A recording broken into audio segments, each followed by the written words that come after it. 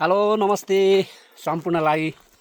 म आज पनि मेरो निरन्तर काम चराचुरुङ्गी जनावरहरूको फोटो खिच्ने कामले म अहिलेलाई धेरै माथि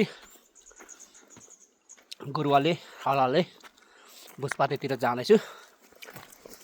अब के हुन्छ जति सक्दो धेरै नयाँ चराहरूको फोटो खिच्ने हिसाबले म जाँदैछु। यहाँ एकदम फुटबाई बाटो पनि निकै डेन्जर छ। आज चाहिँ म मेरो क्यामेरा चाहिँ पछाडि झोलामा छ। आज पनि म धेरै राम्रो राम्रो भ्यूहरू